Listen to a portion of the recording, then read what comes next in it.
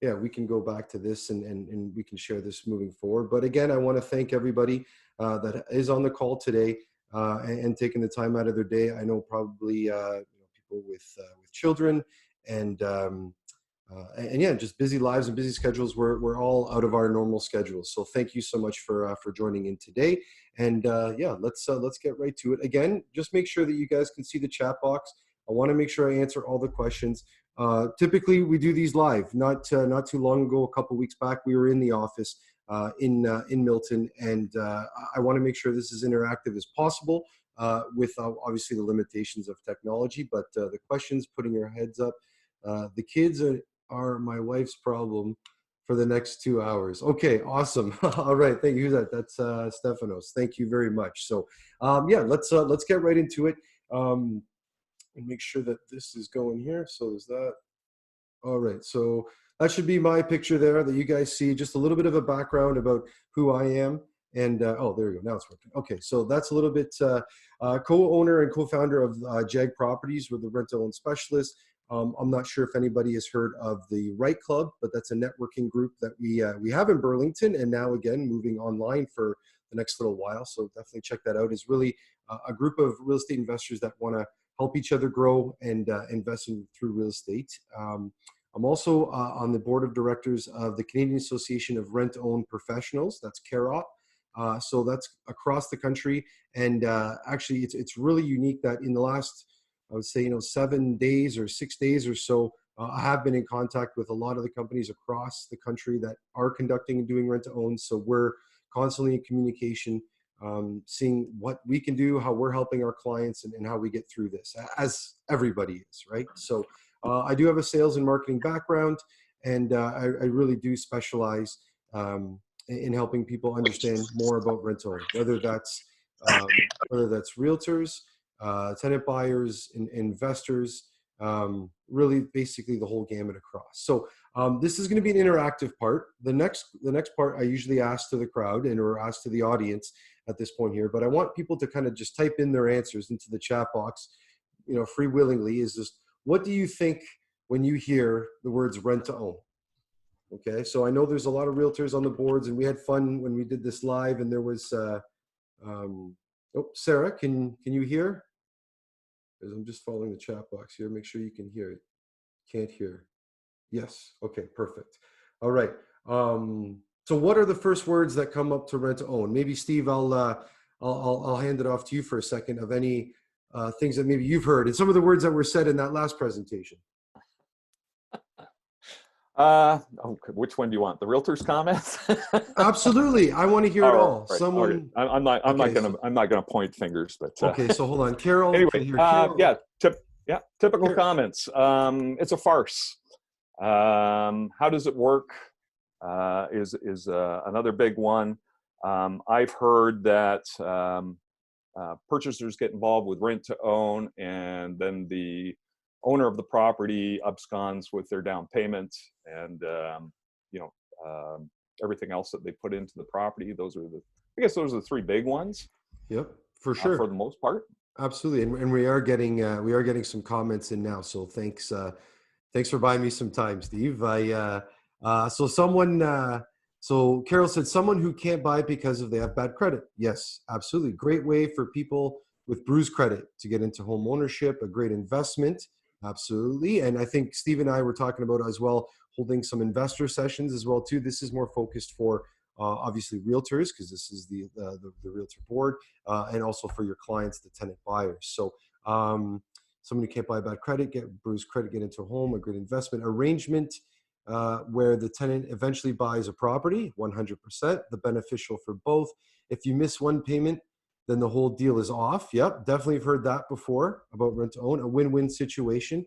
All right, maybe it's because I wish there was a way we could hide the names. It could be like an anonymous reply. But oops, going too far ahead. Usually I hear, it's some type of too good to be true. It's not real. It's a scam. There's people taking advantage of people, and it would be true.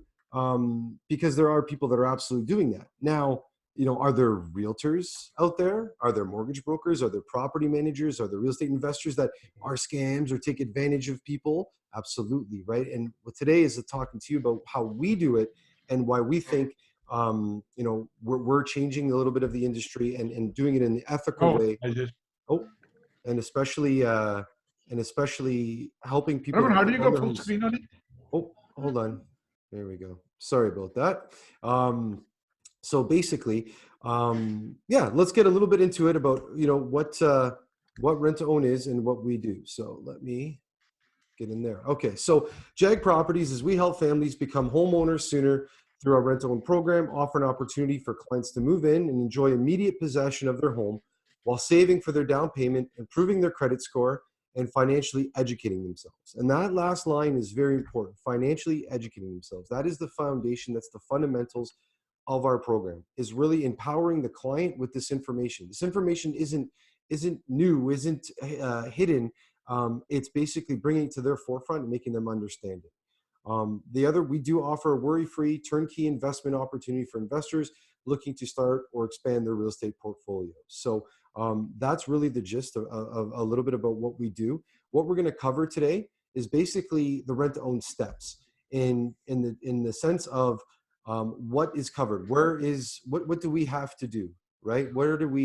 Um, where do we start, right? What kind of clients are we looking for? The different types of people that are out there, as well as what are the steps that you're involved with, right? As the realtor, as our partners in the process as well too. Steve is our mortgage broker partner that is helping our clients as well too. Basically, Steve's going to be that first stop where you have a client that, hey, I think they're going to be able to qualify for a mortgage. Perfect. Steve's going to find them the best they can. Again, let's preface all this with current situations are changing by the minute. By the end of this presentation, there'll be 10 more announcements. So in theory, this is what we are doing in terms of what we have been doing and what we'll continue to do. But basically, Steve is going to work with your client to help them get a mortgage. If he can't put them in a mortgage that makes sense, we're going to bring them.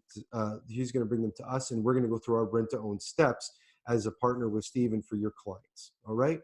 The next part is a little bit about the tenant buyer profile, who the clients are, who we're looking for, where they are, what they do, and their types of financial situations, their knowledge, down payments, etc.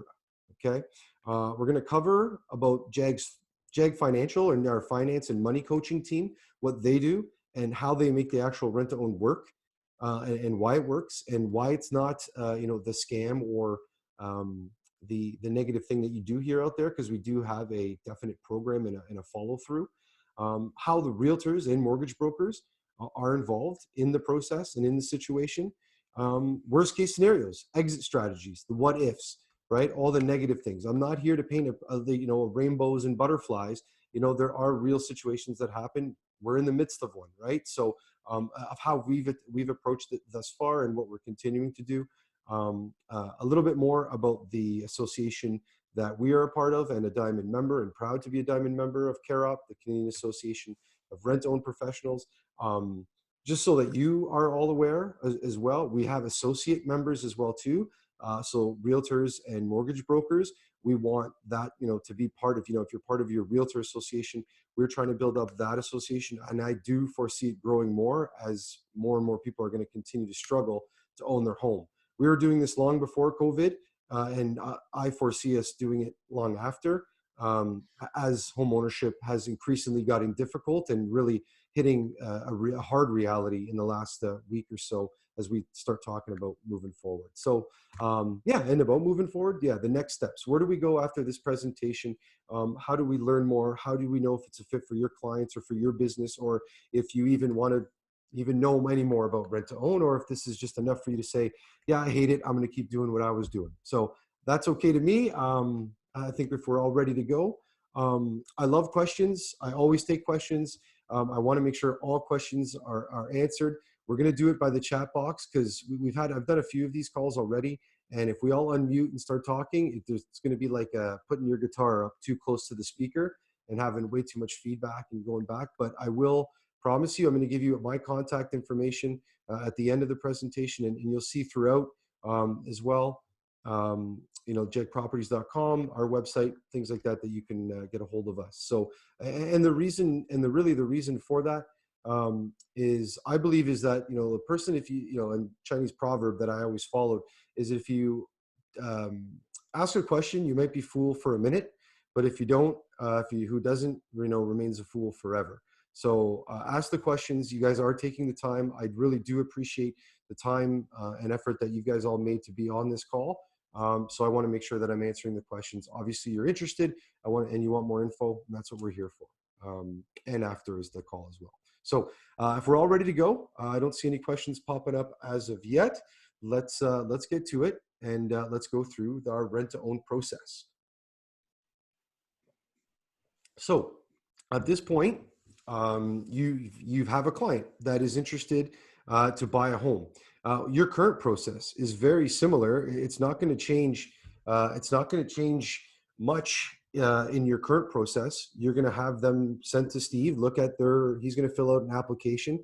At that point, there, if Steve can't get them qualified for a conventional mortgage, what we're going to do is we're going to fill out a rent-to-own application. And it's very similar, and probably a lot of the same information applies to that application that Steve's already completed. So just so you know, that just before they even get to the point of you think it's a good idea to fill an application or not, you guys might want to jot this down, and I can put it up in the chat box as well too. But the minimum household income, now that's combined income, okay, is $65,000. Okay, so 65K family income. I want to make sure I put that there. I usually put this on a whiteboard in the room, so we're going to adjust, and we're going to put up in the chat box. So family, $65,000 family income, and a $10,000 down payment. Okay, so that the same way that they would need a down payment if they were to go get a mortgage, like a deposit or down payment, that is going to be the same, except we have a minimum of 10,000 down payment. Okay, so with those numbers there, you're saying 65,000 and a 10,000 down payment. It doesn't sound like a lot, and you're right. It's not. It's definitely not a lot. That probably gets you in and around like a 280 to 330 type of purchase price. Okay, so now we're not in Oakville. The last time we did this, we were in Oakville. That doesn't get you much. Maybe a barn behind one of the houses in Oakville, right? But that's just our minimum criteria. As those increase, we use those factors to increase the purchase price and the buying capability of the client, because it is going to be dependent on their future, right? Their income has to support their future mortgage that they are going to qualify for. Okay, so so those are the minimums: the $65,000 family income and the $10,000 down payment. After that part, so that could be anything above. So then we're going to talk about. I have a few examples in the presentation later that you guys will see that kind of give a good example. But once we have approved them, then we have a budget. We basically set the budget. That budget could be that 280, 330. It could be 350, 450, 550, 700. Our highest purchase price in company history was $870,000. That was the purchase price at the start of the rent-to-own program. So we have a huge band. We work across the province, but once we set that purchase price, now that's when we basically match up with the realtor, or if it's a client that you've already brought, well, guess who's going to be the realtor that's going to help them find that house on the budget that we set? It's going to be you. It wouldn't make much sense if you brought me the client and I said, well, thanks, but I'm not going to work with you. That's the last client that you ever sent. We want to keep doing this for longer periods of time. At that point there, step number 3, they're going to go out and find a house. Once they go out and you guys have set that budget, that second step, you guys are out going and looking, and I know things are changing now in terms of how you're searching for houses, but basically that home search within that budget. Once they find the one that works because it has the nicer backyard or the finished basement or the extra bedroom or whatever the need is for your client, then basically we're going to put in the offer. We put in the offer, we find the home, we put in the offer, and we negotiate the purchase and sale agreement. Okay. At this point, you are working with us to negotiate that sale and purchase. Your clients have chose the home, they have qualified for the rent to own, but you are going to be working with us to negotiate with the sellers in terms of what the best price is, what the best to conditions, terms, all that kind of stuff. Very similar in a normal buy and sell type of property. Okay. So we're going to try to get the best price. You're going to be our expert, our boots on the ground, the people that know that area and determine what a good, fair offer is to make on that price. So once we get that, we go through, we have our conditions in place as well too. Oh, someone's on a phone call. That's okay.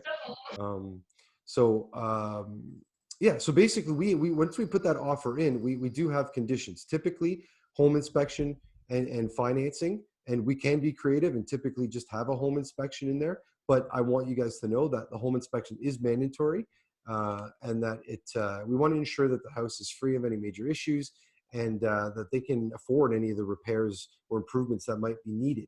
And by saying that is that we have bought properties where there's a significant amount of work that needs to be done, and the tenant buyer and the client has promised to do it, and they didn't. And when it comes time to the appraisal at the end, it makes it very difficult when there's a house that still needs a lot of work to be done. So that's been delayed, caused headaches, eventually closed. So now we're trying to, not do too much of that right at the beginning. We want sure the client is able to take care of any repairs. It's a house that's essentially move-in ready. Cosmetic repairs, sure, but anything major. And we also want to conduct a home inspection to see the willingness of the client. If we're walking through the property and the home inspector is essentially being paid to find deficiencies in the property, these poor guys and girls, that's what they're doing. So they're going to eventually have something that they're going to say, and the reaction and how the tenant buyer or the client basically handles that, or their sense of, yes, I am going to take care of that. I'm going to own this house. Or if they're more on the approach, well, I don't own this house yet, why am I going to do that? That gives us a good barometer of the willingness of and basically the likeliness of success for this client in the future. If they're not only going to have to take care of maintenance and repairs, but they're also going to have to do a lot of work in terms of credit repair and learning about their financial fitness and their financial situation. So everything at that point there, if the property is we've negotiated to a fair price, we've worked with the sellers, we've done the home inspection, everything's been looking good, clients are ready on board, we're going to remove the conditions and we purchase the house. Now that isn't too different than anything else. We are purchasing the house. You guys are representing us.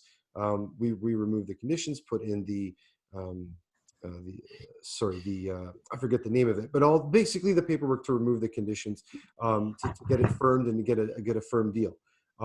At that same point, we are finalizing with our clients the final terms that they're paying on a monthly basis, right? What they need to save on a monthly basis, what the rent portion, the mortgage, the property tax, the insurance, their savings portion that goes towards, and confirming the term of the rent to own, if it's 2 years, 3 years, 4 years, right? And essentially making sure that they have the correct amount, saved, that they need at the end of the term, and finalizing all that. So confirming that with the client.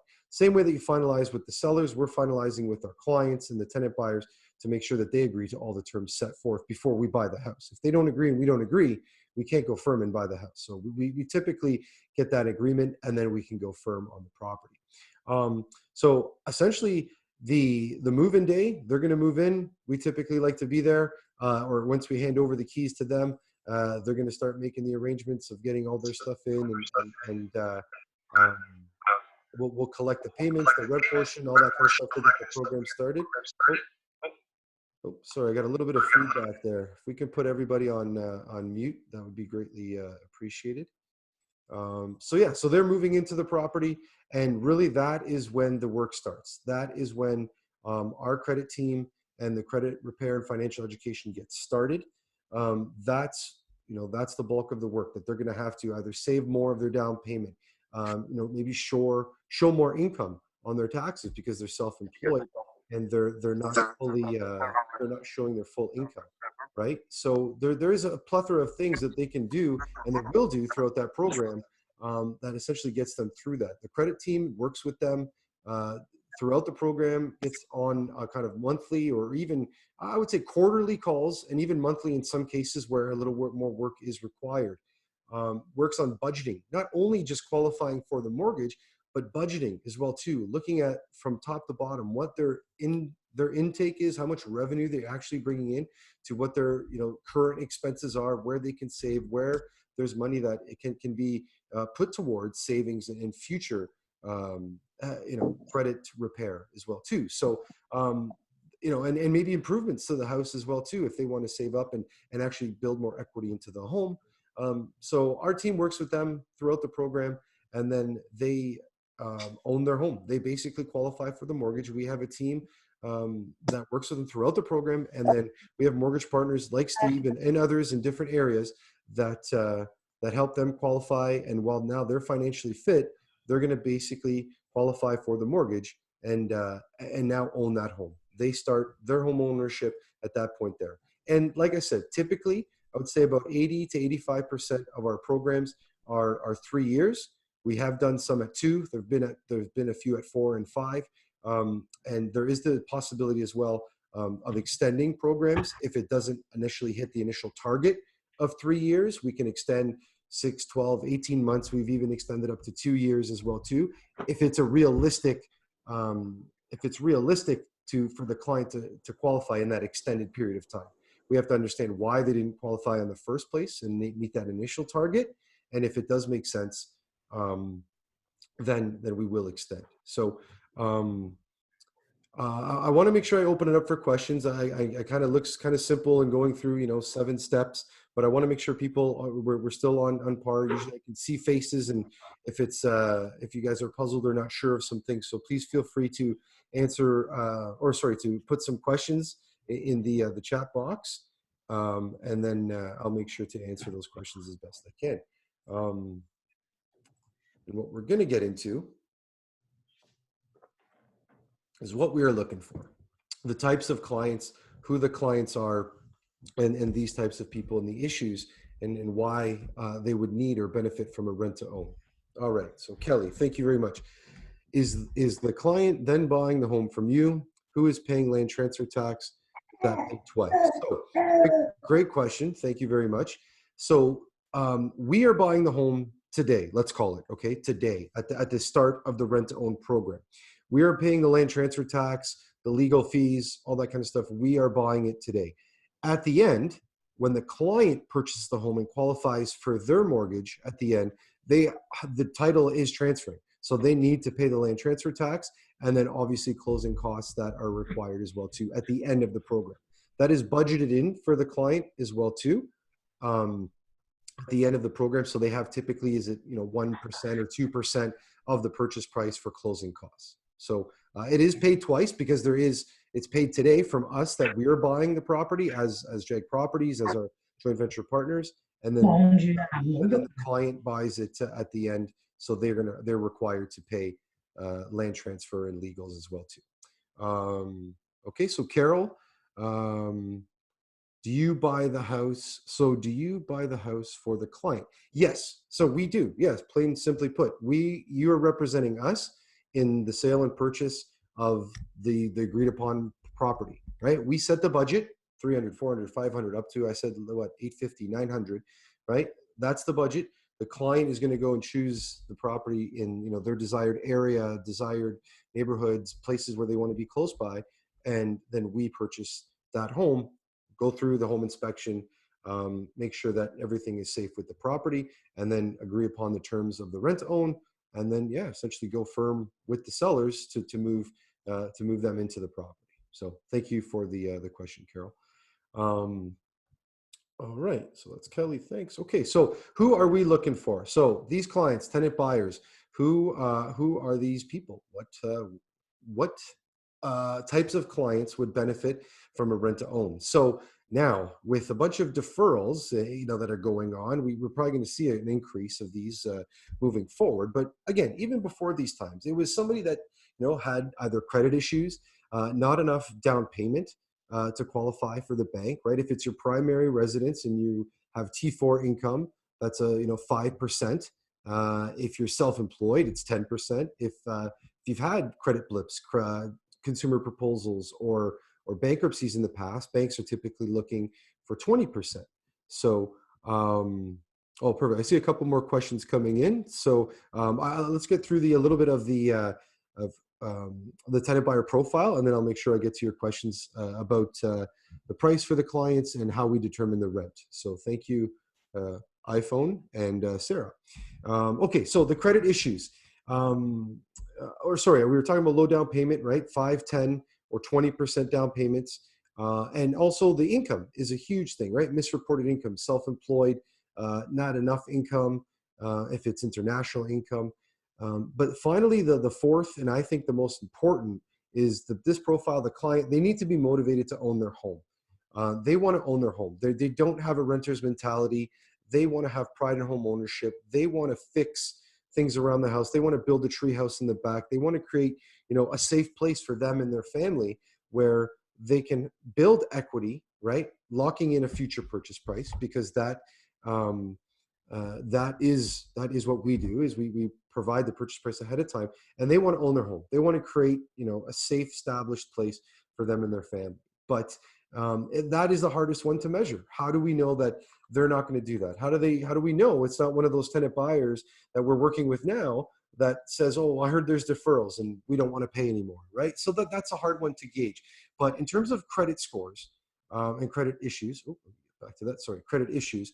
Like I said, there's tons of reasons. There's a whole bunch of reasons. They've either had a bankruptcy, a consumer proposal, they're new immigrants to the country, or no credit, right, coming out of school. That basically or just starting getting their social insurance information, young professionals, divorce. Those are all life situations that can happen to all types of people and in any types of situations, and probably even more now. But the biggest factor is really the lack of education out there. If anybody, please, if anybody had going through normal schooling, learned about credit score, and learned about how to budget and how to do all that kind of stuff in school, it's not too common. It's really a lack of education, a lack of knowledge. These clients don't understand. The calls that we get is, well, my credit score is low. Well, why do you think it's low? Well, I don't get paid too much. Or things that are completely unrelated to credit score and that have no idea how the system all works. Times like these, people are getting more educated. That's a positive thing if we can take from all this, that people are getting more educated and learning about how financial and what deferrals mean and mortgage payments and how it impacts your credit score. But really, there is a lack of education, a lack of knowledge out there. And that's what our company has done for the last 6-7 years, is really educate people on how they can improve their situation, so that they can qualify and own their mortgage or own their house through a qualified mortgage or a conventional mortgage. Um, uh, so that's really how we impact the credit score, or who the clients are, is that they, through their credit score, is that they don't have the knowledge or the information about that, right? The low down payment I kind of went into, and it's self-explanatory, is that there isn't enough. If they need 5%, they don't have 5%.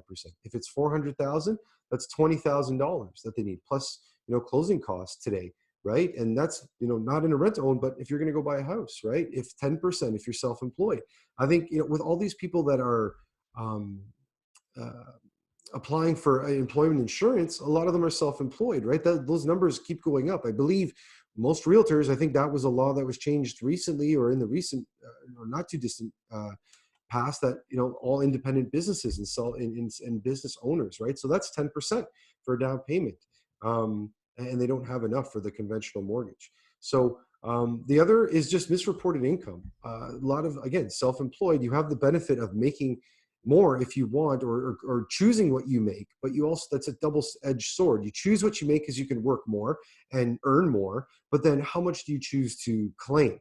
And that's a huge thing. If you're not claiming it, the government's not going to give you credit for it, right? So and the banks are definitely not going to give you credit for it, and they want you to pay the taxes on that. So that's the self-employed not claiming their true income. We've seen people that haven't filed taxes. Well, I don't make a lot of money, so I'm not going to file taxes. You still need to file taxes. They need to keep tabs on you. And that's what we're trying to educate people, right? And as well too is international income. There's a few instances where we've had clients or tenant buyers that have worked outside of the country and have gotten paid through international means or international funds, and we've made sure that we've been able to claim that properly so that they are able to qualify at the end of the program. So, but like I said, it's underscored and bolded, and I have stars beside it there. That it is that there is that motivation. All those things you can't change. They are numbers. It's a credit score is a number. You're on the graph. A down payment is a number: 5%, 3%, 8%, 22%. Those are numbers. The misreported incomes or income amounts, those are numbers as well too. How much do you make? How much do you claim? Those are all numbers that can be changed and can be reported. The motivation has to come from the client that they want to do this, right? So that's the key point that I want to make when we're trying to identify who is a good fit for this rent to own and for our program. We're working with the same type of people, clients that want to get into home ownership, that want to own their home. How motivated are they, right? I'm sure everybody on this call has worked with a client that, you sent them paperwork and you said, okay, I need this filled out, I need this completed, and it takes forever to get that back to them, right? Or get back to you. That's you're going to see, you can keep following up and keep pushing. But just remember, we're going to be working with these clients for the next 3 years to own their home. So if they're tough people to get a hold of, or don't follow instruction well, it's going to be tough to deal with them on a long-term basis, and it's not going to be successful for them.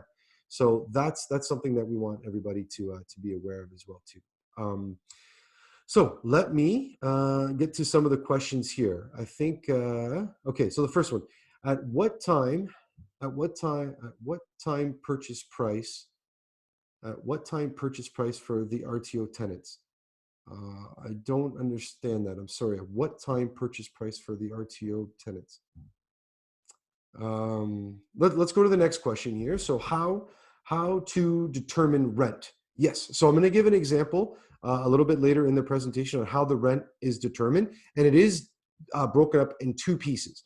One is the rent payment as a normal rental payment, and the second is their down payment savings. Okay. So those are two separate payments, and that's based on what the client is providing today as their initial down payment, right? And then secondly, is what the client has to save at the end, what their down payment needs to be at the end.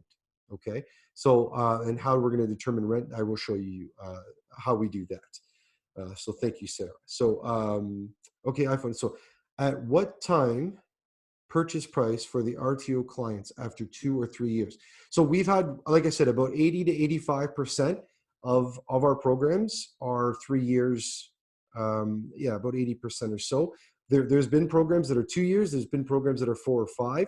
Like I said, we've been able to extend. But if a client in a 3-year program is fast tracking and able to purchase earlier at 1.5 or 2 years, or before the 3-year term, absolutely, we want that client to benefit as well too.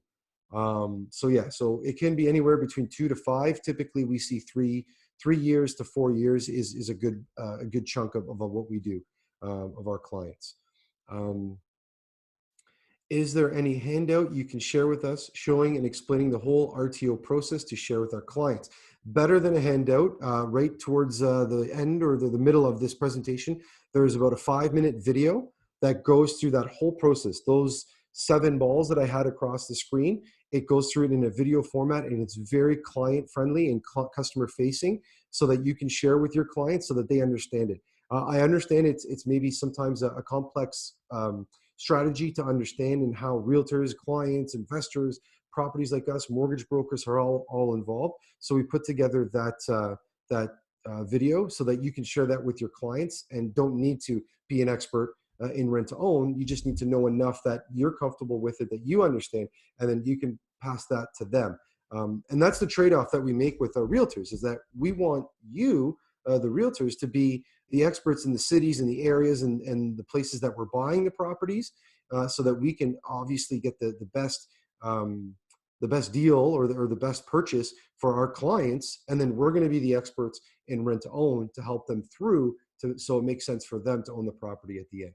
So I'll have that, but even if you're on a computer here, jagproperties.com, it's right at the bottom of the screen there. And there's a 5-minute video that you guys can check out on there. It's real simple, and you can walk through there. So who is that? Dina. Thank you very much, Dina. Okay, so Sue, what happens if the tenant have to end the lease before the term due to breakup, relocation? Yep, absolutely. We're going to get through all the what ifs and scenarios. We've done a whole bunch of these. So I'll definitely give you some examples if it isn't successful or doesn't go through that. How do you calculate the total amount the client has to pay per month? So that's, you know what, I can kind of address that one really quick. It's basically a mortgage. If you go into a TD Bank or RBC Bank or one of the banks and put in a mortgage calculator on the purchase price that you're doing, that's going to be the mortgage payment. All right, include roughly, depending on the city, anywhere from 75 to 150 bucks for insurance, right? You're gonna have insurance on the property, and then there's taxes. Now we do pay that, but that's not, getting a profit or added on to the client. We have to pay that. So more or less, the mortgage payment that you see on the calculator plus tax and insurance, that's the rental payment. And then, like I mentioned earlier, the savings portion is going to be determined per client on a case by case on how much they need to save. It could be the same purchase price that they're qualified for, and say the end purchase price is $50,000 or $500,000. They're going to have to save different amounts throughout the program if they have different amounts that they started with at the program. So we'll get into some examples of that as well too. What percentage of the rent payment goes towards a down payment? That's what I was trying to explain there, is that percentage is based on what the client has. It's not a set predetermined amount that it's 25% or 30% or 5%. It's all determined based on what the client needs to save and what the purchase price is at the end. Okay. At what time purchase price is determined for the yet to own? At what time purchase? Oh, okay, just repeated. So the purchase price is determined before. So as we said, before we waive conditions and purchase the property, we're working out those terms and conditions with the client ahead of time, that they agree that that's the end purchase price, that we've set the price that it needs to be, and those terms are agreed upon. The monthly payments, the rental, and the down payment savings portions, as well as what the future purchase price is at the end as well too. Those are all predetermined ahead of the program before we move in, go firm, all of that ahead of time. It's not based on what we think it's going to be or market price at the end. That's very risky and very dangerous because, again, who knows? People saying we're already in the midst of the recession. I don't know. Nobody has a clear crystal ball, but no one can predict what future purchase prices are. So what we're going to do is create a conservative future purchase price, what we think the client can qualify for, and then market's going to do what the market's going to do. Do you set the sale price at the end of the program in advance? Yes, that was just answered. At what time? What is the purchase price for the tenant at the end? Example for 3 years. So typically what we've been using is anywhere between 4 to 6% appreciation. Again, we're going to have to relook at those numbers as more information and data comes and we see down the barrel. We're forecasting it's probably going to take a hit, but we were always using very conservative numbers. Myself in Hamilton, we've worked in the GTA, we've worked in London, Windsor, where there's been appreciation year over year, and even look in the current market that we all work in here, Oakville and Milton, that appreciation has been double digit on a consistent basis. We were always very conservative. So anywhere between 4-6% appreciation, usually landing on somewhere around 5, depending on the area. So yeah, that's the purchase price at the end and how we determine it. Stefanos, okay, wow, here's a long question. Okay, if the value of the home goes up 15% from the initial purchase until the rent-to-own client buys from JAG, then who gets the benefit of that? In other words, if the purchase price determined in the beginning or only when the tenant is able to buy? No, the purchase price is determined at the beginning. And in that example, if it has gone up 15% and we've used 5%, the client gets that benefit. We're going to sell them the property at the price that we've agreed upon on that future sale price. Remember, we want them to be successful. We want them to exit. That is the strategy that we have long-term buy and holds in other holding companies that we own. But our strategy for these clients is to be successful and own their property. So we're not going to set a bar that is too high for them to achieve. We want them to be successful. So if it goes up 15%, that's great. That's awesome.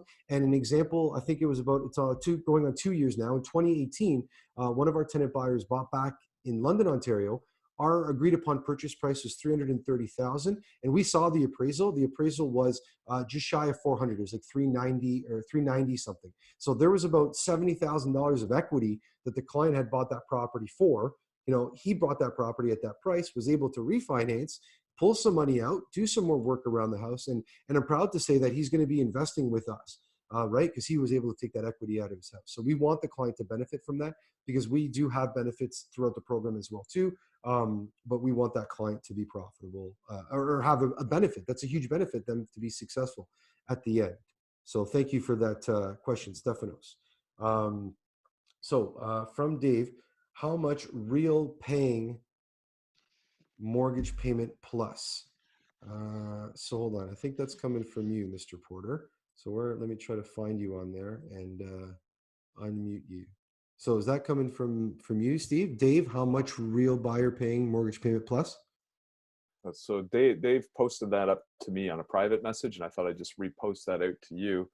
I think what he's asking is basically, hang on a sec, because that one came through a little bit ago. I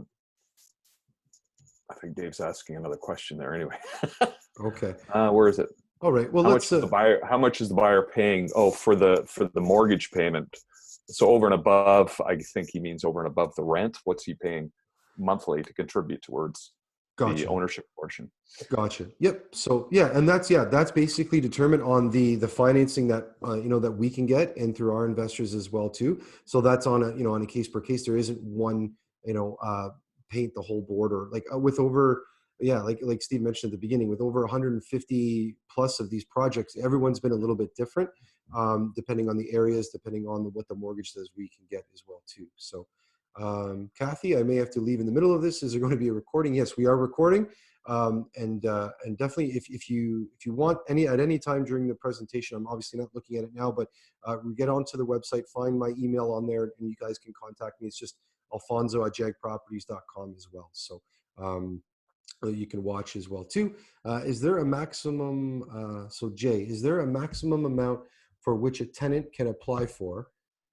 So if that is someone looking for a specific property, we can disqualify any property which is higher than that limit you set. Correct. So if we set that budget and the budget is say 500,000, let's just use an arbitrary number, 500,000, and they love that property and they want that property and it's 580,000, we're not going to purchase that for them, plain and simple, because that's the reason why they're in the situation that they are, is that overextending and over leveraging, and again, coming to light today or in these days.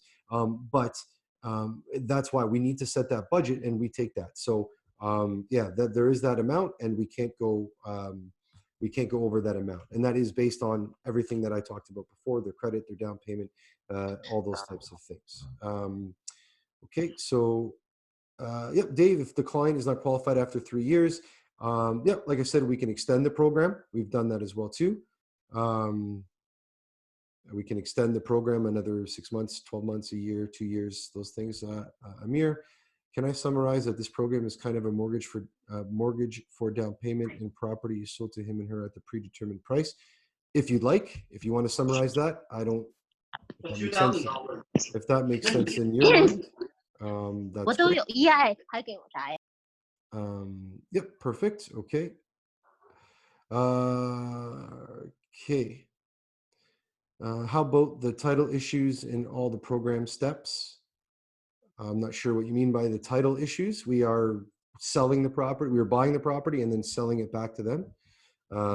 So I'm not sure if that's a title issue where we are the owners and then selling back to them as they qualify, they will become the owners. So can you accommodate a quick turnaround? Can the realtor with the client choose the house?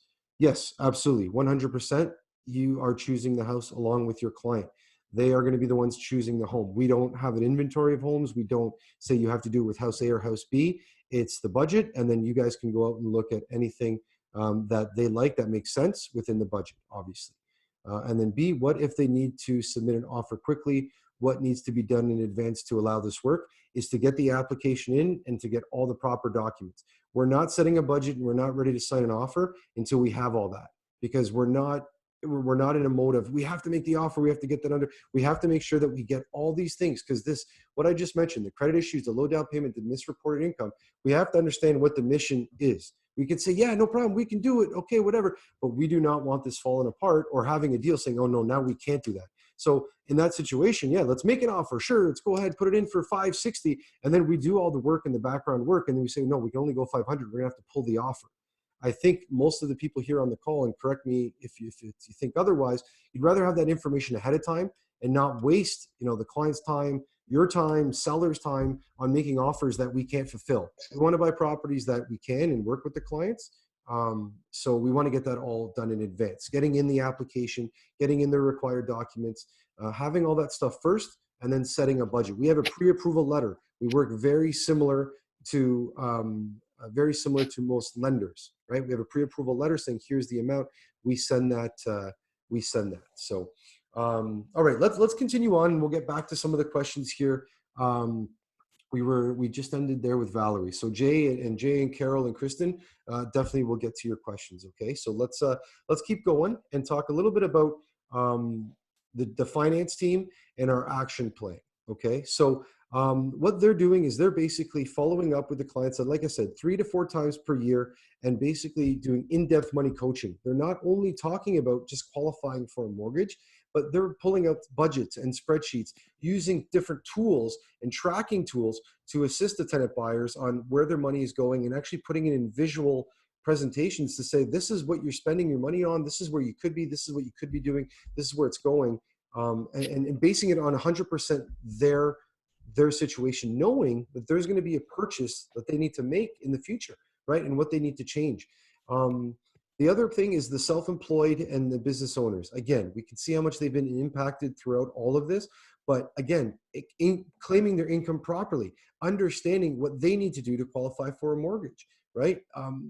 Lenders look at self-employed business owners differently than the T4 income. And, that's coming to light, and they had to make legislation changes to make everybody equal throughout all this stuff. So we've always looked at that differently and seen that self-employed business owners, again, there's flexibility there. So we want to make sure that we're helping them, that it's the best case scenario. It's not just about saving on taxes. If it doesn't help you qualify for the home for you and your family, then that benefit or that detriment outweighs the benefit of not paying taxes, right?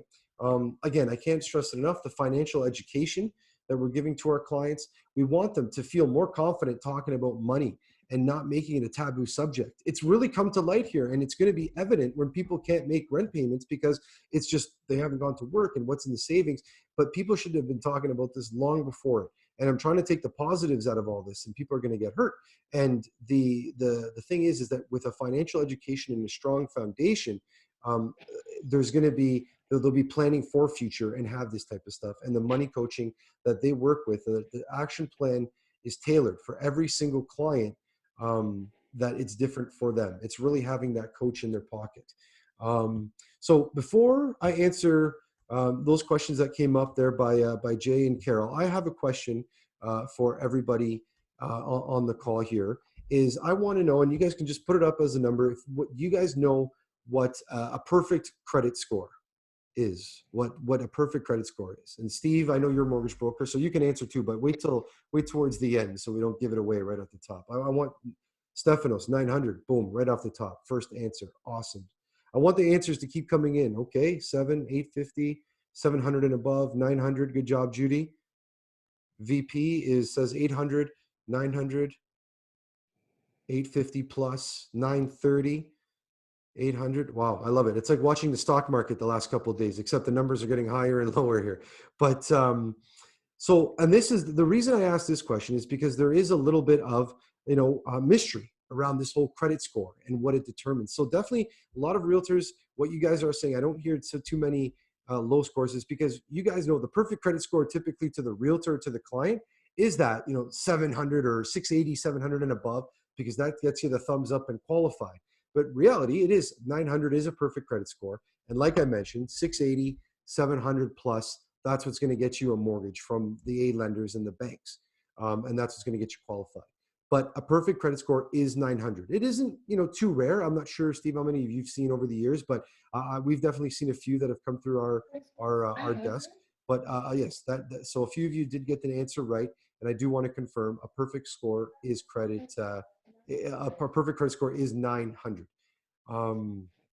So Irene already could be 750 with other positive history. Yes. Okay. So this is where we get into what makes up the question is, what are the 5 factors that make up the credit score? Okay. So we know that it's 900, but what are some factors, or the 5 factors, or if anybody wants to guess, and everybody can chime in and get on the chat box, what are the 5 factors that make up the credit score. Okay, because that's a little bit of a tougher question than the number, right? This is what we're talking about, is the education of what people are not sure of, right? And it is very clear. There's 5 clear factors that make up the credit score. Okay, credit card and payment frequency. Oh, so close, so close. Payment, credit card is under 1, and payment frequency is not the exact word. It's very close. It's very close. Payment on credit card on time. That's not the name of one of the 5 factors. Missed late payment. Okay. Those are all contributing to different factors, but simply put, what are the 5 factors? Right? That's what we're looking for, is the 5 factors. And typically in the presentations, people are Googling on their phones, and now it's even easier. You guys can all Google on your laptops or on your phones, whatever device you're using. Credit utilization, missed payments. Yep, those are all parts of the factors. Okay, here we go. We have one. Payment history. So A_Tay, you got it. Payment history. That is one factor that we've got on there, okay? Credit utilization is not one. Debt load, amount of credit you've been given, even if you are not maxed out on all of them. That's not a factor, Carol, but again, contributes, right? Amount of credit owed, payments made, income. No, income is not one of them. So I'm going to kind of stop the pain a little bit here. I'm going to kind of show you guys, and I do this again in the presentations that I want, and I'm doing this on purpose to kind of keep you waiting and keep you guessing, because if it was easy, everybody would know it, but now all of you guys do know it. Okay. So I want this to be kind of like almost like a flag. I want to share this with as many people as possible. Is that those are the 5 factors: payment history that somebody hit, amounts owed, length of credit history, new credit, and types of credit. That's it. Simply put, those are the 5 factors. And as you can see, amounts owed and payment history make up 35 and 30% of your credit score. Okay. So that's a huge, huge chunk. And that's included in those, right? Payment histories is bankruptcies, late payments, past due accounts, wage attachments, collections, judgments, right? Deferral on a mortgage during coronavirus, right? I don't know. We don't know if that's going to be on there yet, but payment history, that is what, that's what, oh, thanks. I got a laugh on there. Thank you. Those are all going to be part, that's all part of payment history. Okay, so that's a huge part, the biggest percentage that makes up your credit score. Next is the amounts owed, right? How much on your account proportion to the balance of your total credit limit. So here's the example: a $10,000 credit card, right? Where you're constantly carrying a balance month to month of $9,984, right? That's a huge proportion of the balance of the credit card, right? So when we tell people, increase your credit score or increase your credit limits, it's not, oh, they're going to just take more. No, it actually reduces the proportion to what is actually the limit and to what the balance owed, right? So that's just a small tip that we share with our clients. And then the last 3, right? Length of history, new credit, and types of credit. So the length of history time since accounts opened and since activity account. So some people think, oh, I'm never going to use that credit card. I don't want to use that because it's going to impact my credit. I don't want to use that. Well, the banks are going to see that and say, well, they never use it and they never pay for it. So do they know how to use it? Should we give them more money? Well, if they don't know how to use credit, we're probably not going to give them more money, right? So these are the things that people see on their credit scores, on their bureaus, that they get to see this. And most of the time, that's why they put it in hieroglyphics. So most common people can't read it, right? And we try to put that in plain English so that people can understand that. The new credit, types of recent or number of inquiries and recent accounts opened. I know I am a sucker for swag. I don't know if you can see in the back, but I love getting like little trinkets and things. So when I used to go to like hockey games or baseball games, you sign up for a credit card and you get a free towel or a hat or a t-shirt or something like that. But if you do that every time, right, that's a lot of recent inquiries, right? So here's the example. If you're the bank of you, okay, so let's call it the bank of you, and you look at somebody's history and they've gone and asked, 30 people for money and they've all kind of said no, and now they're coming to you and you're number 31, are you going to give them money? I don't know. Probably not. I don't know. You might be a nice person and that might not impact you, but 10% of your credit score is dependent on that. So that's a fact. And then the types of credit, right? So those are, different types of credit cards, retail cards, lines of credit, mortgages, loans, etc. Right? So that makes up the credit score. If you if you wish, please take a screenshot of this or take a picture of your camera on your phone to make sure that you get this, because this is what we share with all of our clients. This is how you can improve the credit score. This is how you can improve and impact it. So I want to make sure that everybody has a chance to get that and see that. So yeah, perfect. Okay, so let's get back to those questions right at the top there before we got into all the credit score numbers here. So Jay said, thanks, but do you mean the time, there is no time limit on the budget? Like someone can look for a $1.5 million property as well. Yeah, I swear to you, absolutely. So if their income down payment is going to, is justifies the 1.5 million, right? Quick rule of thumb, income times 4, okay, plus down payment if you want to make it really complicated, but income times 4 is a good barometer of what they should be qualified for, okay? If it's better credit, you can improve that number, maybe 4.25, 4.5. But if they have that, so what would that be? 1.5. If they're making, what's that? 750 a year? No, 1.5. I don't know. Do the math on that. But if they're making, 1.5 divided by 4 per year family income, then yeah, that would justify, and we can do that. Absolutely. So Carol, so pre-approval, pre-qualification guidelines still apply. Yes, just different than the conventional banks. We are, think about it as, as there's A lenders, there's B lenders, credit lines, credit unions, et cetera, private money, those types of things. We're a rent-to-own lender. We're a situation for a client that they're going to build equity, get a financial education, and own that property. If they prefer to go to, a private lender that wants to charge them 12, 15, 30%, I don't know, whatever the max on that money, sure, that's going to be good for them for a short period of time, better for that lender. We're looking for a partnership with these clients, and that's why we have those pre-approval and guidelines, just have our own version of it, right? So thank you, Carol. And from Kristen, all offers must have the conditions of financing and home inspection. Yes, so one or the other, or both, or one or the other. Typically, we like the home inspection because, again, we want to do an inspection on this property. It's a property where these clients are going to be living and it's going to be safe. I would recommend that for anybody buying any property.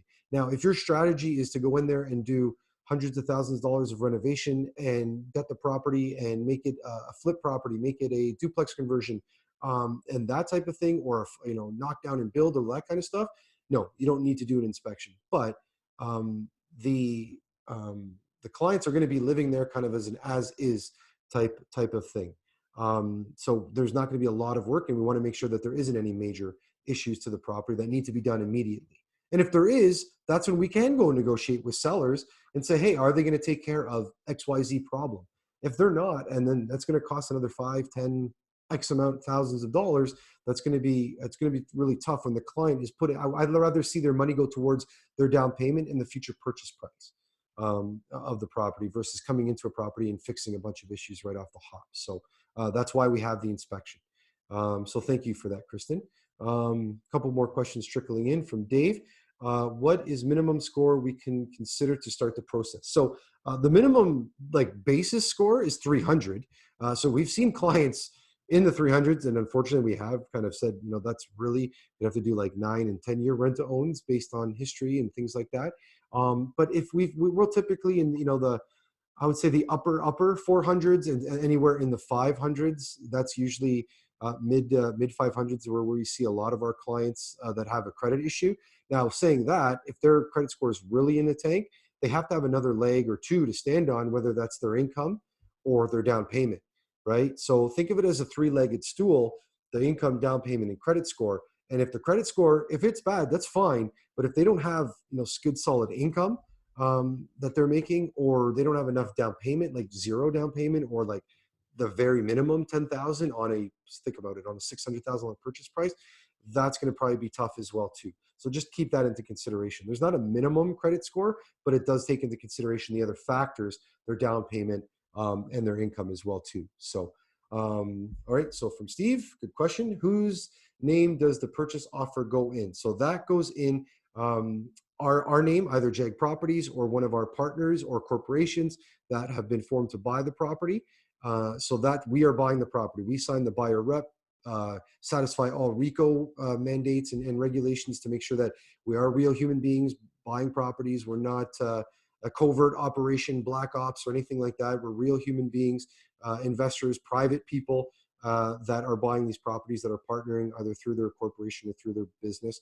And you'll get the driver's license information, all the stuff that you need to have. And that's actually, I'd like to ask all of you guys, what you guys have heard through the pipeline, through association of now, how do you verify all that if it's not in person these days with all this stuff? So DocuSign, and I guess Valerie just mentioned DocuSign on here.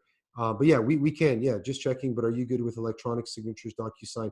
Absolutely, 100%. We've been doing these Zoom calls and video meetings and satisfying RICO, because say if Steve, back in the day when you were, full-time realtor and you needed to meet the client, the purchaser, that you could justify that they're a real person and they can hold up and send you their driver's license and actually meet them on a Zoom call. We've been doing that. We have investors across the country and in other countries as well.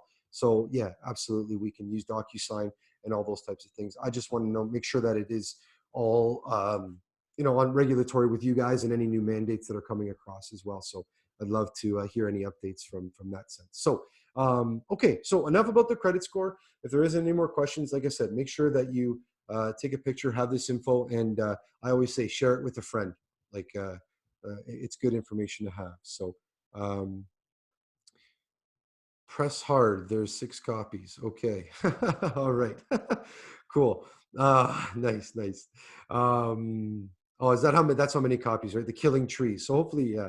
Anyway, all right. So what are the reasons your clients or your tenant buyers, the people that you're working with that can't get qualified, or Steve can't get them an A mortgage? Why do they want to do this, or what are the benefits to them that you can, maybe illustrate or share with them? So get a little water in there. So first and foremost, they get to choose their home. Like I said, we don't inventory the properties. We set the budget. Once that budget is set, it's really how creative are you guys, the realtors and the clients, and how vigilant are you guys looking for properties that are coming on the market that are in that price range and in that zone, and how quick are we to get that under contract and get an offer in. I know the question of conditions have come up. Again, I've done this for 6 years and ups and downs. We bought properties for even more now. We have always put in a condition in all of our offers. If their sellers are not willing to accept, it's not the property that for us then. Unfortunately, because we this is a chain, and we have to be aware of where the clients are moving in and the safety of them, and then obviously the improvements and things that need to be done. We need to they get to choose their home. But they get to choose it. We have to have that condition in the offer. So the other part as well too, they get to move in today, or through the normal closing, versus doing all those things, saving for their down payment, improving their credit score, or saving more down payment. Did I say 2 at the same time? I don't know. But doing those 3 things, they can do that on their own, but they get to move into that property today, right? So they're getting to choose the property, move in today, while they get to work on those things, and they get to guarantee their future purchase price, and they know what they're going to be buying it for. So if they're just doing that renting somewhere, they can't guarantee any purchase price anywhere that could be in the future while they're doing that and saving that on their own. So they get to add equity to the home. And when I say that, a lot of the question comes up, well, they have to repair and they have to do all that kind of stuff. But in most cases, like I said, in 150 or so projects or more now, they're not only just repairing and maintaining the property, they're actually adding equity, right? Finishing basements, redoing bathrooms, updating kitchens. They're not the normal renter. They're again motivated to own this property at the end. So any work or anything like that they do, they're going to get the benefit of that at the end of the program. So that's what I mean when they get to add equity. They know what their future purchase price is. So if they can add in more, they and overshoot that, that's an added benefit to them. That example that I gave about the London client. Again, the monthly savings plan, it's almost like a forced savings plan. I don't like to use forced. It's a very strong word. Neither does the Prime Minister. That's why he's always just recommending everybody stay home. Eventually, they're going to have to force people. But it is a monthly savings plan that's built for them, that they can follow, right? It's a checking in, like a personal trainer that is checking in on you to make sure that you're hitting your goals. Because if they could have saved on their own, or if they could have done the program, or fixed mistakes that they could, they would have done it already. All right. And that's my opinion, because they wouldn't need a rent to own. Our business wouldn't exist if people could just do this on their own, with education and things out there. So kudos to the people that do and that can. And we just think we're helped that we can actually do that. So the savings plan is part of that. And again, the financial education, the guidance, that it's tough to go out and find there. I can't tell you how many adults we're educating about their finances based on their personal situations, that they've gotten to situations where they don't know how they've gotten into that point until now, until somebody can look at that and spread that out and say, hey, this is where you're at, this is where you need to do, and this is where you will be. It just takes time and some patience. And in a society where there is a lack of both, discipline and patience, that it's getting harder to do. We're that barometer, that check-in to keep them accountable, to help them do that. So all right, so we got a question here from Valerie. Is it possible to do the rent to own with a home that has a basement rental where the RTO tenant receives income from that unit, or does that make things too complicated? Well, it doesn't make things complicated. There's just another level of complexity to it.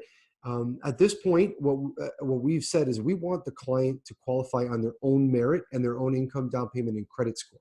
Now, if they build a legal separate unit, or even a unit that they can rent out in the basement, and they are collecting, rent, and it's safe, and and they choose to do that, that's phenomenal, and that's fantastic, because that's added income that they can make on a monthly basis, right? Saving more for that down payment, the payments that they need to make.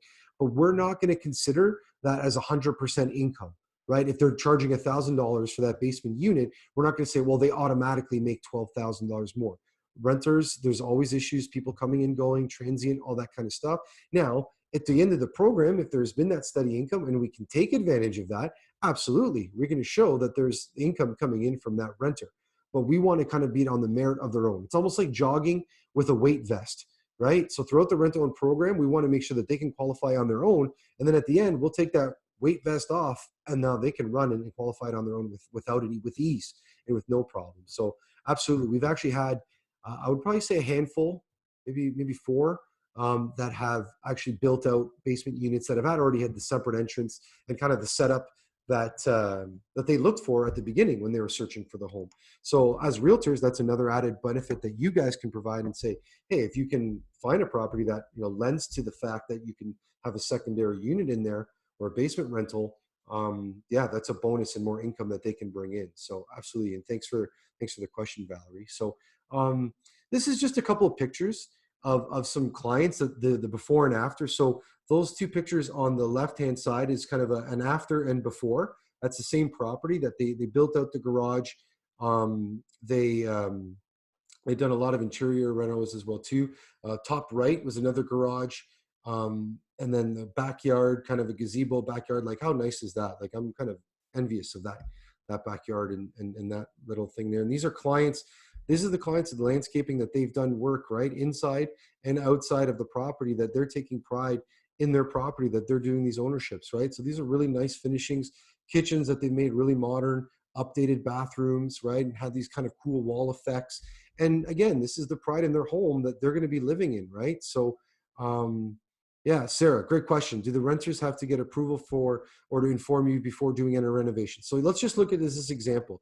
All right. So in here, they kind of painted and put some new flooring. The top picture on the top left, they put some new flooring, painted, kind of put some built-in shelving. We don't need approval on that. Typically, they just send us pictures and say, hey, look what we did. It looks so awesome. And do you have the before pictures from the listing and all that kind of stuff? When we're talking about, structural, like say a bathroom, or toilets, all that kind of stuff, we want to make sure that there are licensed trades doing the jobs. We don't want Uncle Sparky working on the electrical to upgrade the panel.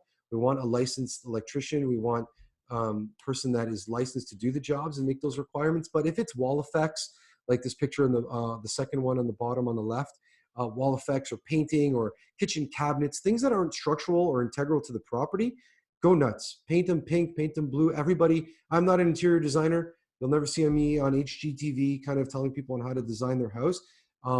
Everybody has their own tastes.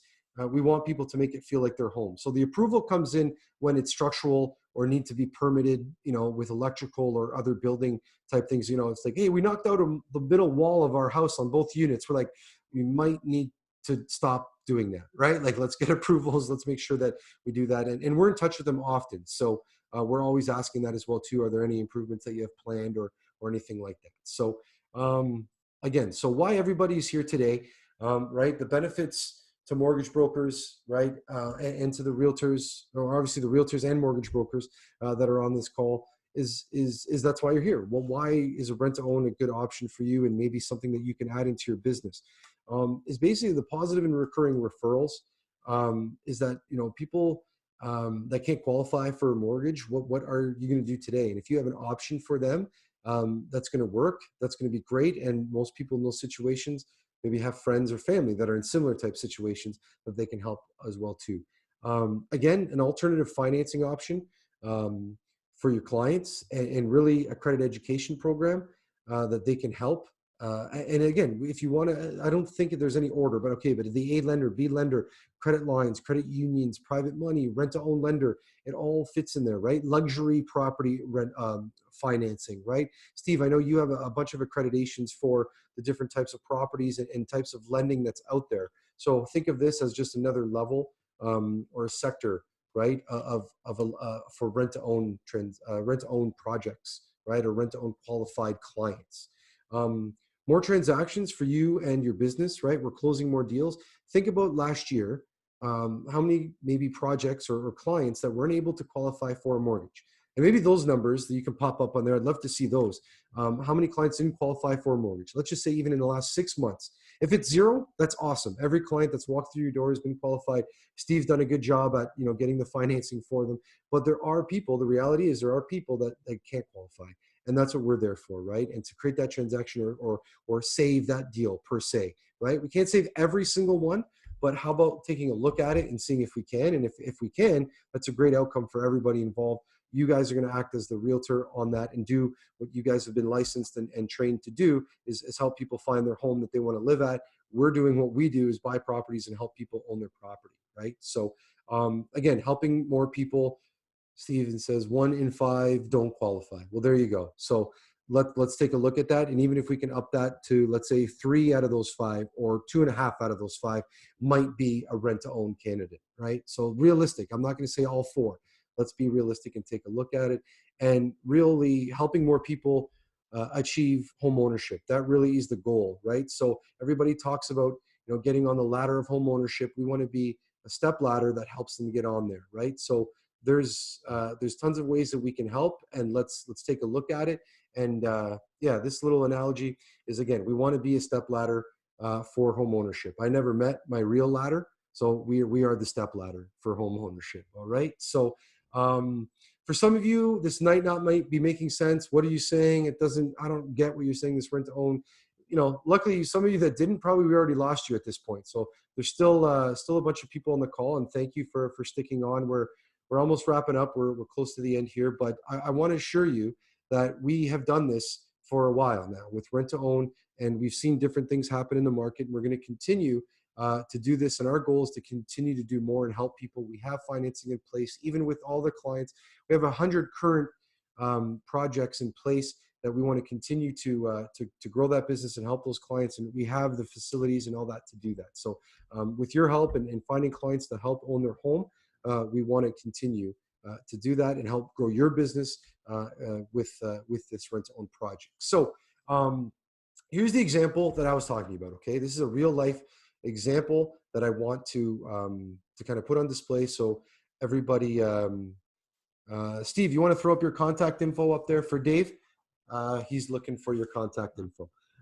So a real life example of a clients that could fit for a rent to own. Okay, so Mary and Joe have 2 kids and rent a 3-bedroom townhome in Hamilton for $2,600 and currently have $25,000 saved. So Joe makes about $82,000 of income. Mary makes $67,000. Their net incomes on a monthly basis are $67,000 and change and $42,000 and change. They're their credit scores, right? 559, 680. That's a pretty good credit score for Mary. Okay. And then their respective savings, about $10,000 or $15,000. So that's when we're going to go to Steve, and he's going to try to get them approved for the A lender. And Steve, what is that A lender going to say to them? Sorry. I was Oh, typing, my two-finger typing. Sorry, what was your question, oh, Alfonso? no worries, no worries. So based on the scenario, and we've gone through this, so I want to make sure that you can verify this. But based on this scenario, if you're bringing these clients to an A lender, they're not going to be approved because of their credit. They're not going to be able to get a credit because of the 559 on their credit score, right? So then your second option, potentially going to a B lender. Mm-hmm. I don't know if they're going to get approved because they're probably not because of their down payment amount. Okay. Correct. Yeah. So that's a real life scenario that we've worked through, and we've seen that the client isn't able to get qualified with A and B. So then we get them into this rent to own situation or scenario, and we start our project. So based on their numbers, okay, let's just take a look at their incomes. Okay, let's look back, 82,000 and 67,000. Okay, so that's approximately what's that? 149. Call it $150,000 combined income. Okay, the math gets better as the presentation goes on. So they would qualify for a purchase price of 550,000 with the initial deposit. Okay, the initial deposit of $25,000, and we call that the initial option consideration. Okay, so they have that, they're approved for the 550. Now they're going to go out and find a home, and let's just say they find the property that works for them, and it's accepted conditionally at $525,000.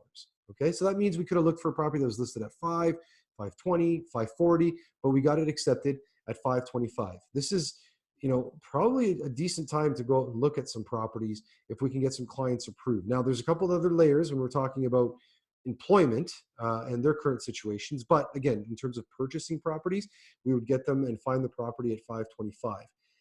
Once that is under contract, simultaneously, like I mentioned, we're creating the rent to own agreement. So in this scenario, $525,000 purchase price, the market rent is $2,600. The clients are paying an additional $800 in the deposit on a monthly basis, and their predetermined purchase price that they're going to buy the property back for in 3 years is $600,000. Okay, so that's the example that in this scenario. So we're going to purchase the home. The client moves in. The client qualifies to get their own home. They get their own mortgage, and it's a private sale at the end. So yes, realtors, I am sorry, it is a private sale at the end. We are selling back to the client of the home that they're currently in. Okay, but I want you to take a look at number 3 there on the bottom right.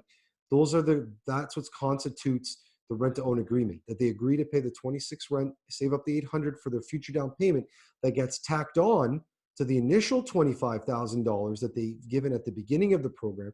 So that's their initial option consideration.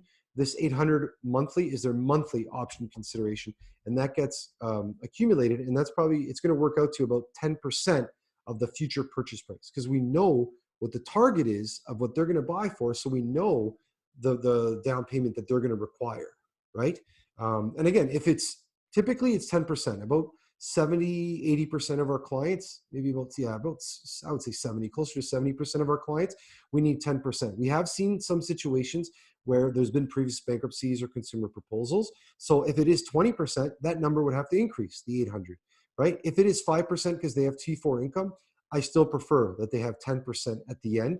But because of, maybe purchase price or some type of movement, we can allow, 8 to 10% instead. Okay. But, I want to make sure you guys understand that. And the question really is, do you think that they can afford that? I'm sure there's people rolling their eyes going, 2,600 rent, 800 on top of that, that's 32. How do you think they can afford that? Well, this is what we break down in their current situation, right? Their rent currently is $2,600 a month. Okay. Their utilities, $400. Car and gas insurance for 2 cars and gas insurance, about $1,800 a month.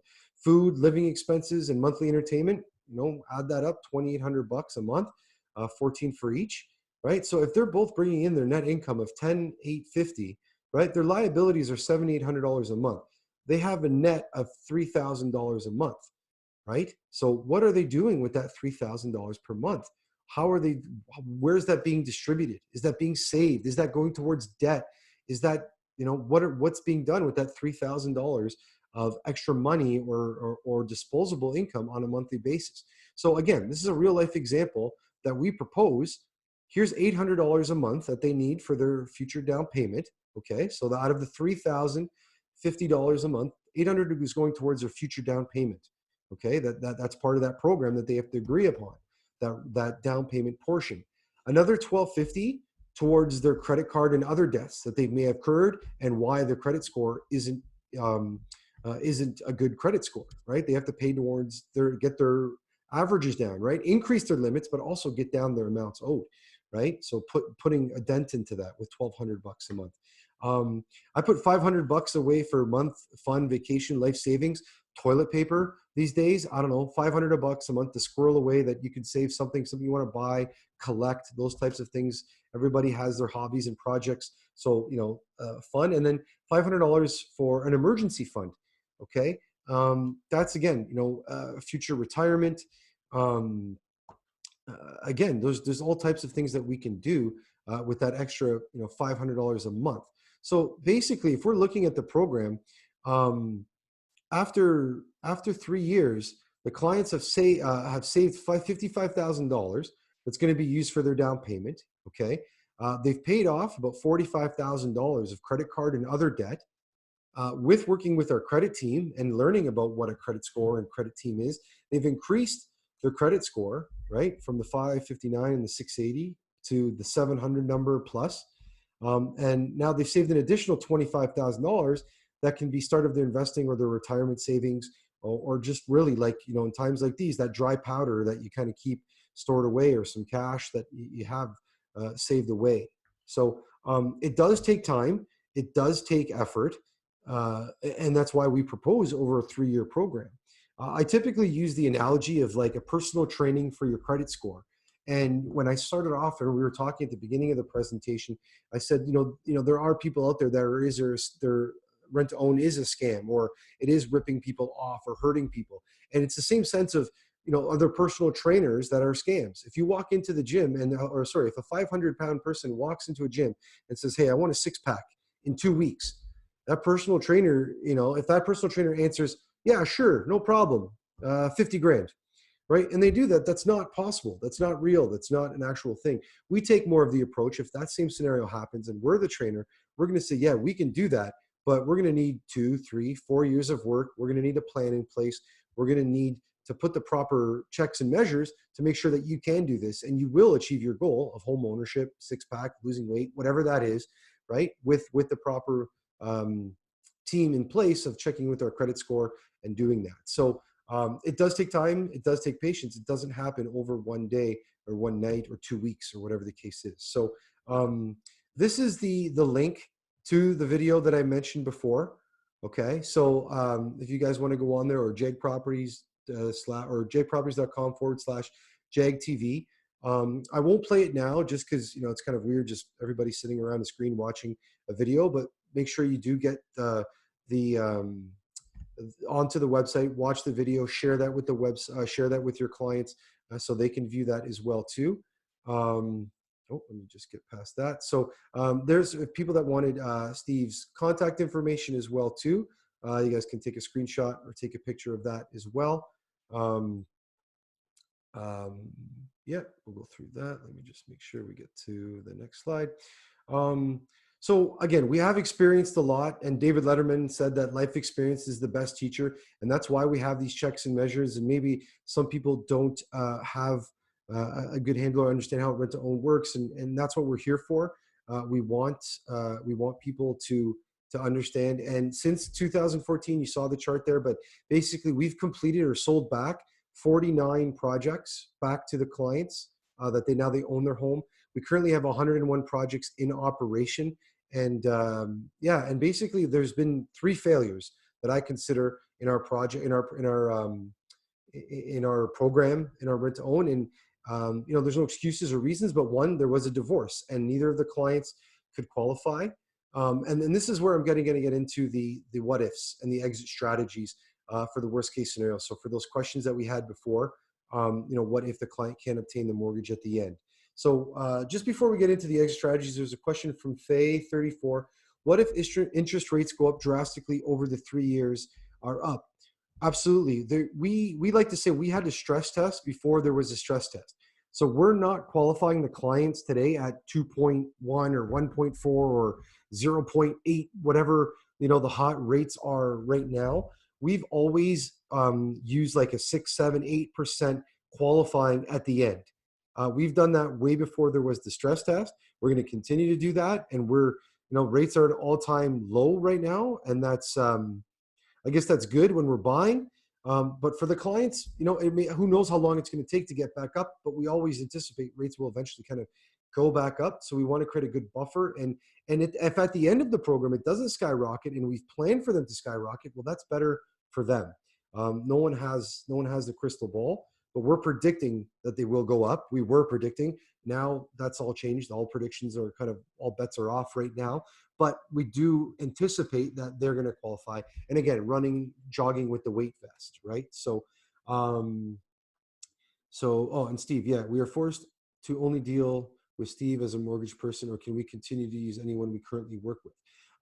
I prefer that you work with Steve because he understands the rent-to-own process much better than most mortgage brokers out there that I know. If there are other people that you are working with that you think that would be interested, that would be great.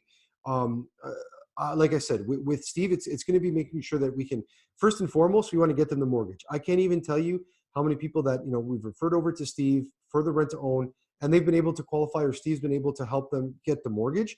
And that's first and foremost what we want is for the client. If it doesn't work and we can't, that's when we're going to look at the rent to own option. So I'm not here to force anybody to work with anybody if you don't want to, but like I said, we're working with trusted partners, that we know it's all, it's playing doubles. We know what we're doing. We know the conversations. Things get done a lot quicker when we already have that preface. And we've seen a few examples of that recently when, we're talking about clients and we want those answers quickly. So, yeah, let's go into a little bit about the what ifs. And again, I want some questions to come up, or maybe some scenarios that you guys have thought about that might be, that might happen or cause something like this to fail. So tenant buyer can't obtain the mortgage at the end. I had mentioned a few times we're willing to extend and looking at extending, knowing what the reason is. If the client has just purely ignored us and not done any of the things or replied to the phone calls, conversations, meetings that we've set forth, we're probably not going to extend. We're not going to want to. But if the client, through no fault of their own, can't obtain the mortgage and rule changes or interest rates or things like that, like all of our clients that are currently in our program now are going to be impacted. Purchase prices, futures, like there's clients that are ready to buy in April and May and June of this year that are buying back from us, and it's shifted everything. We're not sitting there going, good, we're going to screw them all, we're going to get all their houses. We want to sell these houses to these clients. We're looking at ways of how we can extend and how further help them through all means and measures, right? So if they can't obtain the mortgage through no fault of their own, or if they just need a little bit of time, that they have been doing what they've been needing to do, but now another 6 months or 12 months or 18 months will help them, then of course we're going to look at that and going to extend the program with them.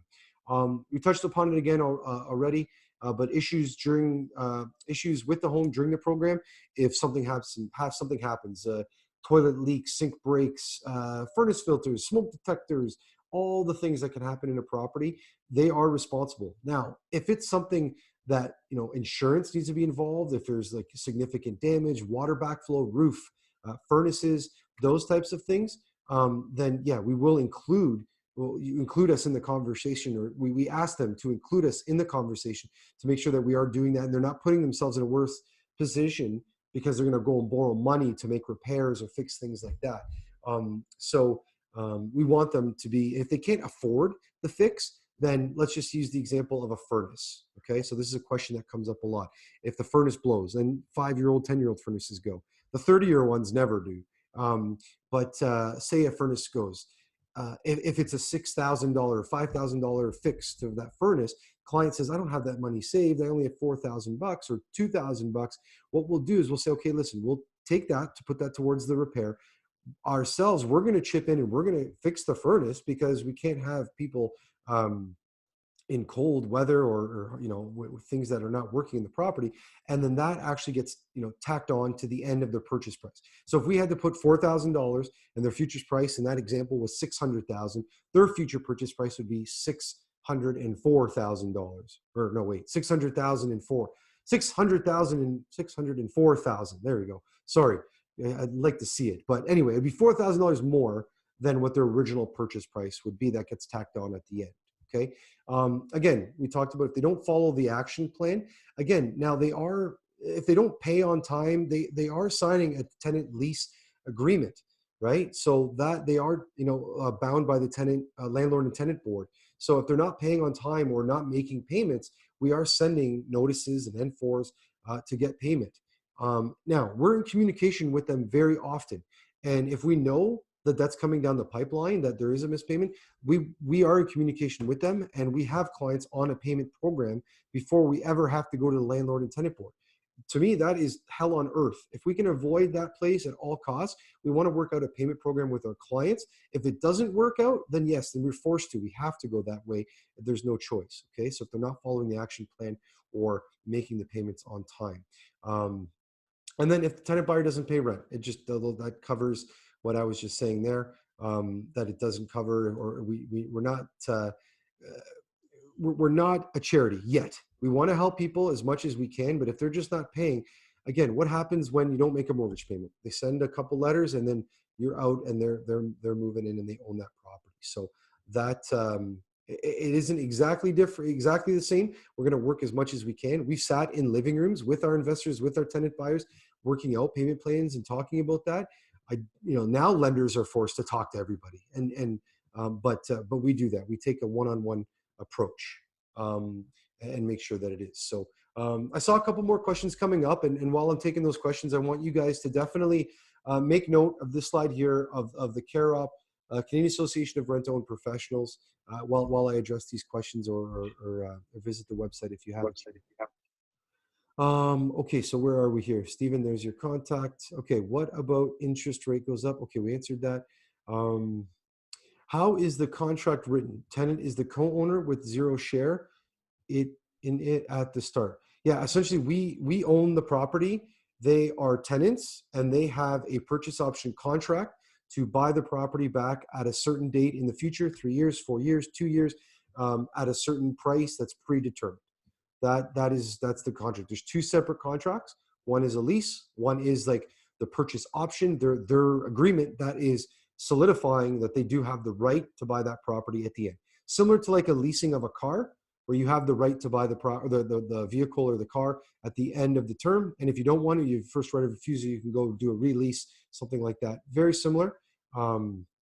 It's two separate agreements. That's how the contract is written. Is the rent amount negotiable? Who sets the amount, and high?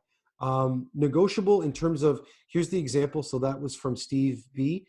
So Steve, if you and I bought a property and our hope was to rent it out, and our covering costs on the property was the principal, the interest, the tax, and the insurance, and it came out to say $1,000, would you rent it for 800? And usually you're in the room and you're going, no, right? So that is the rent. It's not negotiable. It is in that area. Again, it has to be profitable for us as well too, and make sense for us. We can't be running at a zero lien. So negotiable from the standpoint of, this is the amount, is going to be the range until we find the exact property, secure the exact financing that we're going to get, then we can get an exact amount. So we're always going to have a buffer. We're going to say, hey, here's your budget, $600,000. Here's your roughly what the client's going to be paying every month, $3,000, $3,500, whatever that amount is. And then, because we're going to know what their savings is. So it's not negotiable that, oh, we're going to make more or make less or anything like that. It's what they need to save, what they need to actually pay for a mortgage as well too. Okay. So I hope that answers that, Steve. And again, please feel free to reach out. We can talk about this. We're getting close towards the end, and I want to make sure we take some questions, and there's just a couple more slides to go through here as well too. So if you're having questions, please start putting them up, and I want to make sure that it's is interactive and we're getting to them as many as we can. So is rent amount negotiable? Okay. Did you answer my question about where the investors come from? Nature called and I may have missed it. Awesome. Okay. Where the investors come from? Okay. So you mean like who our partners are, who's buying the properties? Yes. So we have a network of people. Like I said, we've done over 150 projects. These are independent investors. We invest in our own properties. I don't want to call them funds because that's too like official, but groups of people that we know and we work with consistently. And as these rent to own terms, like I said, since 2013, 14 that we've been working on these, rent to owns come to term, sell back to the client, and now you can reinvest again at the end of that 3-year term, right? So those investors that we've built a strong database with are most of those. But again, networking events, I mentioned the Right Club off the top as well too. So going to networking events or being part of groups and associations where investors live and go to, and that's where they're, I guess, come from. But yeah, and again, it's ourselves as well too. We are investors ourselves, and again, invest in a lot of our property or projects as well too. So hopefully you're back from the bathroom now and caught that time. But in your example with the furnace, would they get credit or money back if they were not able to purchase eventually? Well, that's just with furnace or not furnace, right? If they're not able to purchase. So the credit, the best thing that we can say is that if they're not able to purchase, the credit is actually in equity into the home. We're not like saving this money in an account for them. All the money is going to be credited back to them when they successfully purchase. If they don't successfully purchase, we can't access that credit or that credit amount that they've given us, right? So the only other way is that then we have to successfully sell the home on the open market. And here's a side note for the realtors that have helped us find that property, probably going to be the same realtor that would help us relist it. Now we can maximize what that purchase price will be because now there's not a preset price, and then we can return most of or hopefully some of the money back. Now we're not promoting that and saying, well, even if I fail, I get my money back. That's not how it works. Like if, again, back to the trainer example, if you don't do the sit-ups, you're still going to get the 6-pack.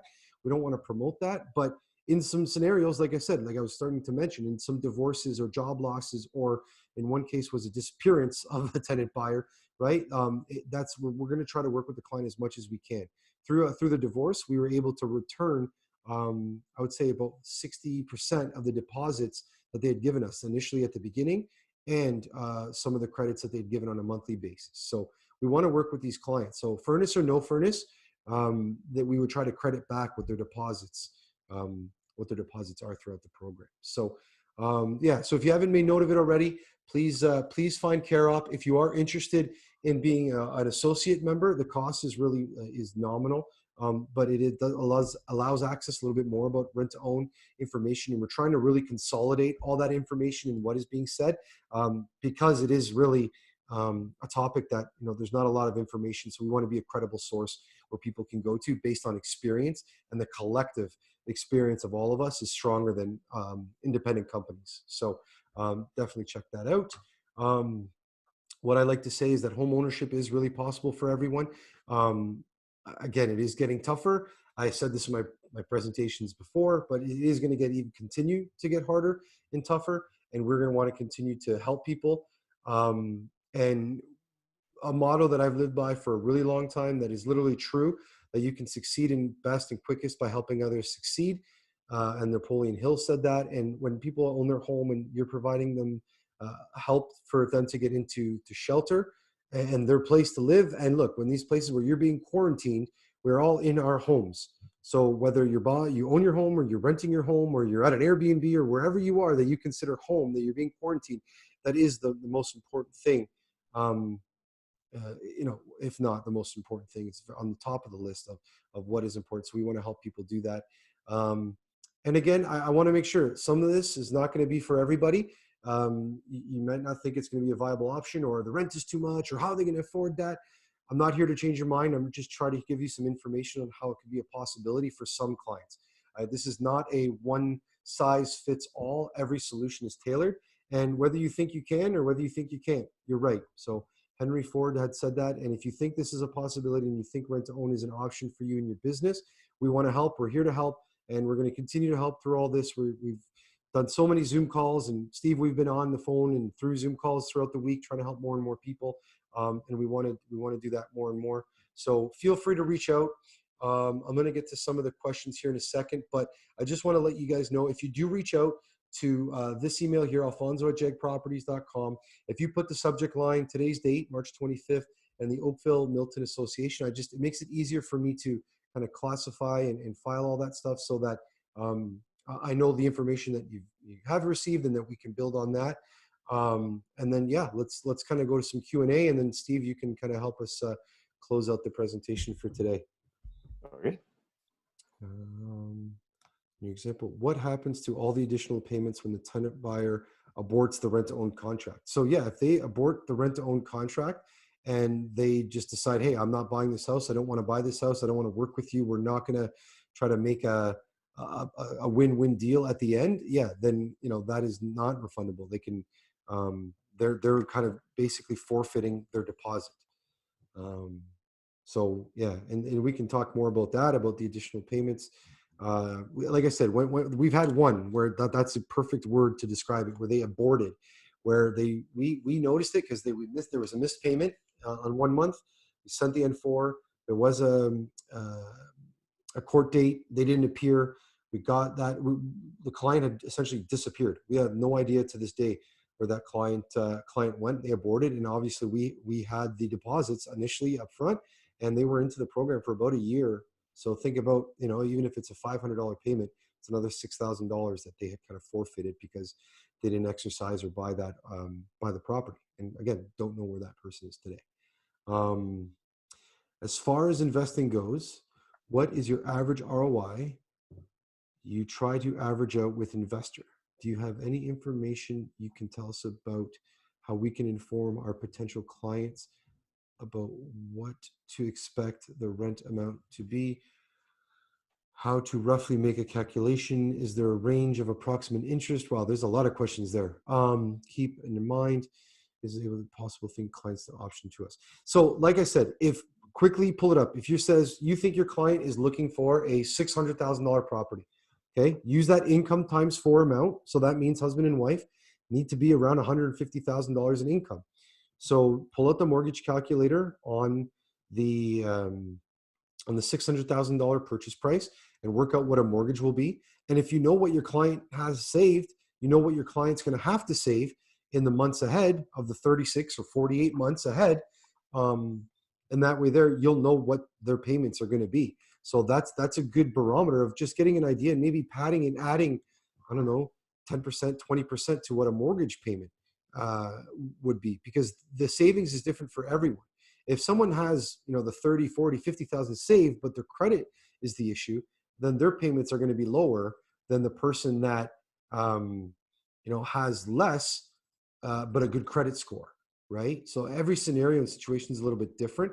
That's why the video, like I said, make sure to check out the video. If you want to, just take out the 401 tour, because we were going across the province, going different city to city, talking about rent to own. But we are going to be now doing that, online through the measures, right? So, perfect. There you go. There's the mortgage app planner right there for Mortgage Architect. So that's going to be a rough guesstimate, or kind of a good idea, a ballpark, let's say, of what the payments would be. So yeah, again, please reach out to Steve, reach out to myself. If you have any more questions here, we got about maybe another 5 or so minutes. We want to get everybody kind of going back on with their day. Try to enjoy as much as this self-isolation as we can. And I hope today was informative. And I really did appreciate everybody being on the call, and the questions were great. So yeah, please reach out to Steve.